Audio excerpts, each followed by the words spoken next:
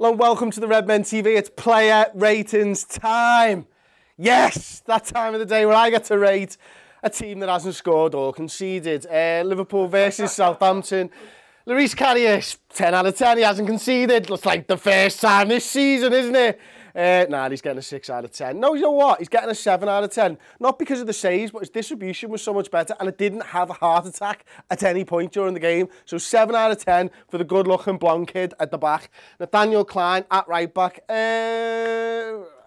6 or 7, 6.6 out of 10. Do you know why? Because he can attack, but he wasn't used. You know what? Actually, I'm going to drop it. I'm going to drop him to a 6.5. I know it's only 0.1, but it makes a big difference to me.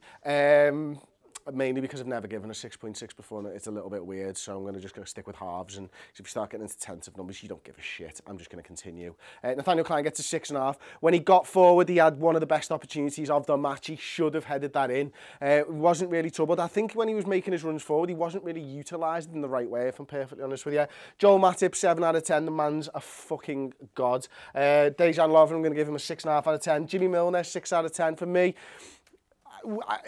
Screaming out for him this game, to be honest with you, and he doesn't seem to be in the best run of form.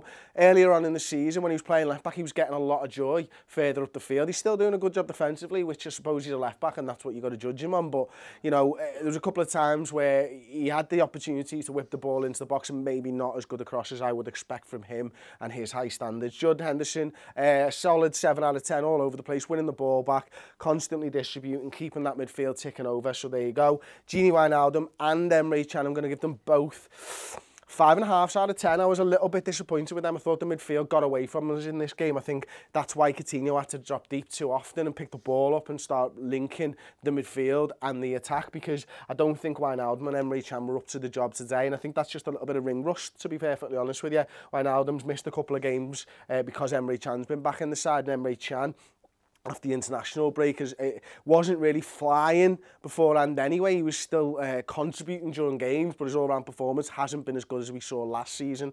So a little bit disappointed with the midfield in general. Sadio Mane, I'm going to give him a 6 out of 10 as well. I think, look, he was one-on-one with Virgil van Dijk 3 times during that game, and Van Dijk got the best of him. So there you go. That's why I'm probably giving him that. Philippe Coutinho, I'm going to give him a 7 out of 10. And Roberto, firmino, I'm going to give him a 6.5 out of 10. I thought he worked really well. Thought he pressed really well. Thought he made intelligent runs that freed up some of those Mane opportunities and stuff, but should have put the ball in the back of the net. That one where it drops onto the outside of his boot, he needs to be sticking them away. And, you know, if you are playing centre forward and you're sacrificing someone like a Daniel Sturridge, when you get into those positions, you absolutely have to put the ball in the back of the net, especially against a good team like Southampton. Daniel Sturridge, I'm going to give him a 7 out of 10, to be honest with you. I know he was only on the pitch for, about 19 minutes in total, the substitution coming around the 75th minute. But when we got in the ball, he was making the right decisions. He was starting to look for passes, a couple of crosses, a couple of chances created, 3 chances created probably in his 19 minutes. So a really good performance from him. Divock Origi, yeah, I'm not going to give him a mark. If you agree or disagree with any of my player ratings, let me know in the comments section below. Give the video a thumbs up, not because Liverpool drew with Southampton 0-0, but because you've enjoyed the video. Anyway, I'm Chris Pajak for the Redmen TV. Hopefully Liverpool will still be top of the league after this weekend, and if not, hopefully we still go on and win the fucking league anyway. So fuck Southampton, fuck the 0-0 draw, fuck all of yous that haven't given me a fucking thumbs up. I'm going to me sick bed.